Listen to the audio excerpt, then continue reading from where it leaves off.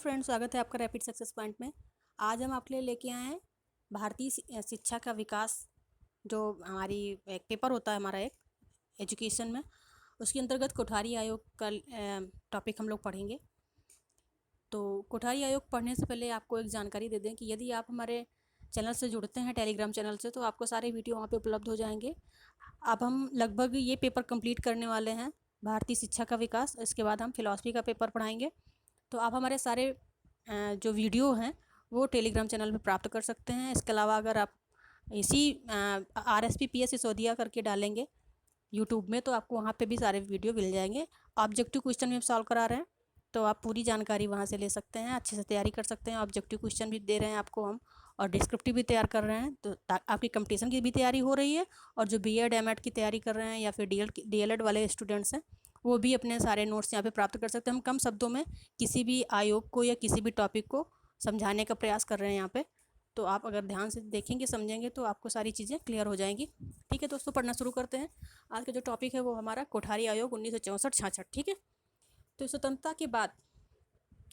के बाद 1948 में राधाकृष्णन आयोग गठित किया गया, और 1952 में मुदालियार आयोग का गठन किया गया। ठीक है, आयोग की नियुक्ति के पश्चात इसमें क्या होता था, जो भी शैक्षिक आयोगों का गठन होता था उनके क्रियान्वयन में कहीं ना कोई त्रुटि अवश्य हो जाती थी, या तो कभी जो हमारा अर्थतंत्र है वो कमज़ोर हो जाता था, धन की इतनी व्यवस्था नहीं हो पाती थी, तो वो सारी जो भी सिफारिशें होती थी वो सरकार कहीं ना कहीं क्रियान्वित नहीं करा पाती थी। ठीक है, ऐसा यहाँ पर भी हुआ, और 1964 में नए आयोग का गठन किया गया, जिसके अध्यक्ष दौलत सिंह कोठारी को बनाया गया। ठीक है, 1964 में जो नया आयोग गठित किया गया, उसके अध्यक्ष कौन बने? दौलत सिंह कोठारी। इसके पहले 1948 में राधाकृष्णन आयोग हमारा आ चुका था, स्वतंत्रता के बाद की बात कर रहे हैं हम।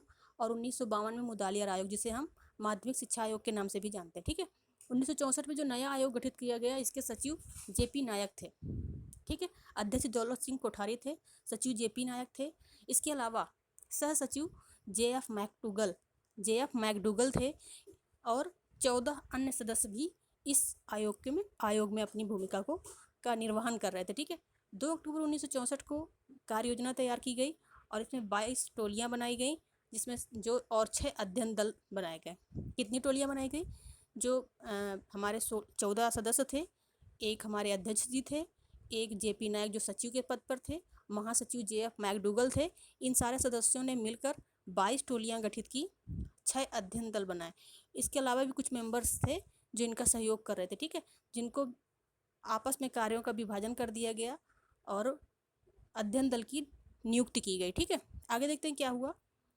इन टोलियों के द्वारा समस्त राज्यों एवं केंद्र शासित प्रदेशों में भ्रमण किया गया, और लगभग 9000 लोगों के विचार, शिक्षा से जुड़ी हुई जो महत्वपूर्ण जानकारी थी वो एकत्र की गई। ठीक है, इन लोगों ने क्या किया?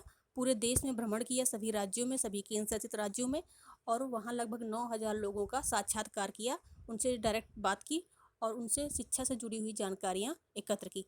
तो सीधी सी बात है, जो शिक्षाविद थे, जो टीचर्स थे, जो प्राचार्य थे, महाविद्यालयों में पढ़ा रहे जो प्रोफेसर्स थे, उनसे इन्होंने बात की, और वहाँ से शिक्षा से जुड़ी जो भी कमियां हैं, जो भी अच्छाइयां हैं, बुराइयां हैं, वहाँ से इन्होंने वो सारी जानकारी एकत्र की, और 700 पृष्ठों की एक रिपोर्ट तैयार की। ठीक है, क्या कि इन्होंने 700 पृष्ठों की एक रिपोर्ट तैयार की। 700 पेज थे जो एक रिपोर्ट इन्होंने तैयार की, उसमें 700 पृष्ठ थे। ठीक है, और ये रिपोर्ट उस समय के जो शिक्षा मंत्री थे हमारे MC छागला, उनको सौंप दी। ठीक है, जो MC छागला थे उस समय शिक्षा मंत्री, उनको उन्होंने 700 पृष्ठों की एक रिपोर्ट बना के सौंपी। फिर उसके बाद कहते हैं हम, जो कोठारी आयोग था, इसमें से एक जो सबसे महत्वपूर्ण टॉपिक है, डिस्क्रिप्टिव में पूछ लेते हैं कि पंचमुखी कार्यक्रम क्या था, शिक्षा का पंचमुखी कार्यक्रम क्या था, किससे जुड़ा हुआ था? तो वो इसी से जुड़ा हुआ है, कोठारी आयोग से ही जुड़ा हुआ है पंचमुखी कार्यक्रम। तो क्या था पंचमुखी कार्यक्रम, आइए जानते हैं।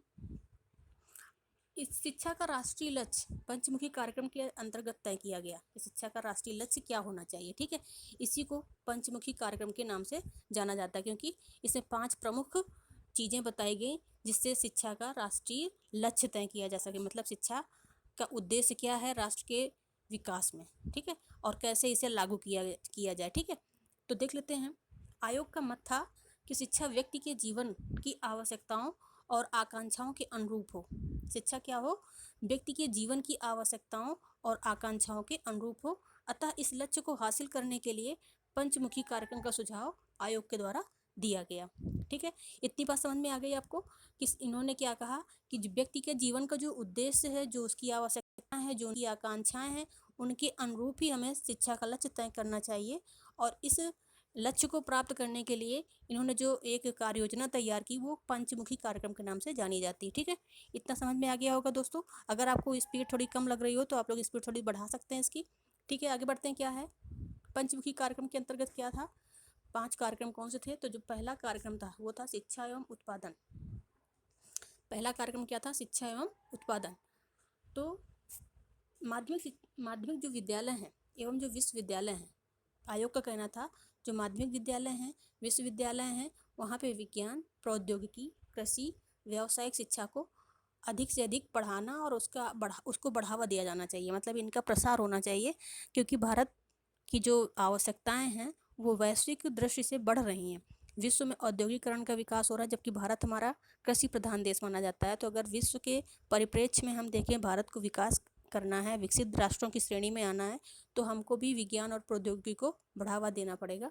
तो आयोग ने कहा कि क्या करना है, हमें माध्यमिक स्तर हो या फिर विश्वविद्यालय स्तर हो, हमें व्यावसायिक और कृषि शिक्षा के साथ साथ प्रौद्योगिकी एवं विज्ञान की ओर भी ध्यान देना होगा। ठीक है, दूसरा जो महत्वपूर्ण कार्यक्रम था इसके अंतर्गत, दूसरा महत्वपूर्ण कार्यक्रम था वो था सामाजिक, नैतिक एवं आध्यात्मिक मूल्यों की शिक्षा। विज्ञान और प्रौद्योगिकी के साथ साथ हम अपने मूल्यों को ना भूल जाएं, इसलिए आयोग का कहना था कि प्राथमिक स्तर पर मूल्यों की शिक्षा, नैतिकता की शिक्षा, आध्यात्मिकता की शिक्षा, सामाजिक जीवन की शिक्षा कहानियों के माध्यम से देना होगा। ठीक है, कहानी के माध्यम से हमें छात्रों को, बालकों को सामाजिकता, नैतिकता, आध्यात्मिकता एवं जो हमारे नैतिक मूल्य हैं, सामाजिक मूल्य हैं, उनकी शिक्षा हमें कहानियों के माध्यम से छात्रों को देना है। और माध्यमिक स्तर पर इसकी शिक्षा कैसे देना है?